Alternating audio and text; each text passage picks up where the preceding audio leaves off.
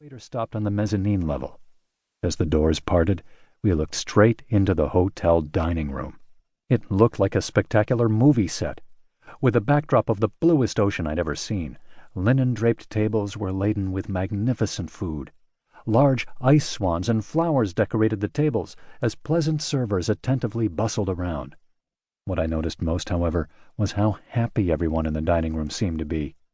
I knew the reason they were happy. They were eating breakfast in that beautiful dining room.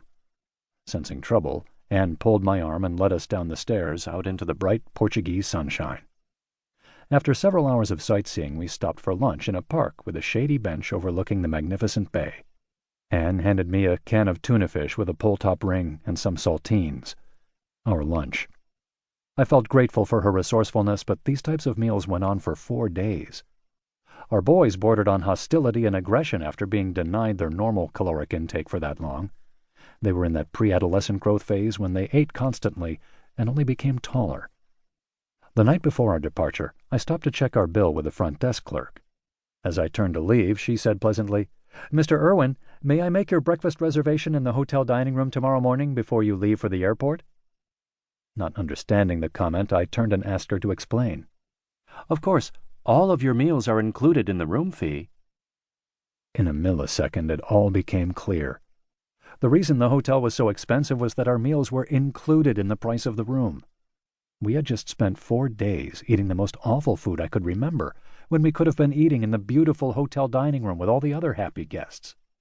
The bitter irony was that we had to leave for the airport the next morning before the restaurant opened, so we even missed the one meal that we still had coming. In defense of my incredibly smart wife, Anne had asked about meals when she made the reservation. Something obviously was lost in the translation between the hotel and our travel agent. Where does your organization eat? It is always surprising to me how so many organizations eat out of the blue suitcase of mediocre performance, when both the leaders and the workers themselves long to eat in the beautiful dining room of exceptional performance. What's the difference between those organizations that eat out of the suitcase versus in the dining room? While economic conditions and strategic decisions on how best to capitalize on market opportunities make a huge difference, ultimately, the performance of the people in the organization determine its fate. We see some organizations with happy, motivated employees, solving problems, delighting customers, and working hard to reach goals. We observe others with a dreadful culture of rude employees who transfer us to the wrong department, or, when we call their 800 number for customer support, the person on the phone acts as if we were a complete idiot.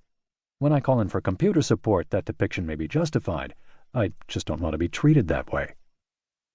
Engagement surveys should dishearten any of us who want our organizations to prosper. Gallup reported that 67% of workers are disengaged in the workplace. Even more discouraging is that in the disengaged group, 17.2% are actively disengaged, meaning that they seek to work as little as possible. We've watched Office Space and laughed at the scene where Bob, the consultant, interviews Peter, one of the workers at Initech.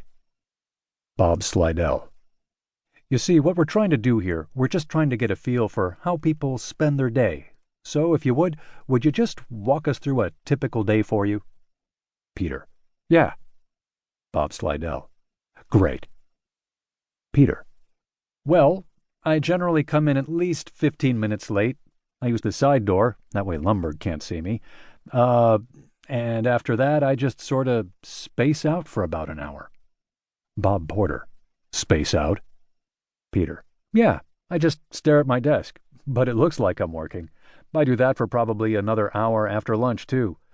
I'd probably say in a given week, I probably do about 15 minutes of real, actual work." We laugh, but also quietly wonder if Peter works for us. While Office Space seems farcical on its face, it also touches a nerve. The Gallup and other data suggest there are more Peters in the workplace than we might assume. Many view their jobs as a penalty box between weekends.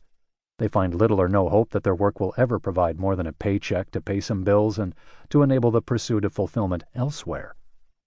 I frequently speak to groups of senior executives and often ask a question. How many of you feel that maybe not all, but Many of the employees working in your organization are capable of making a higher contribution.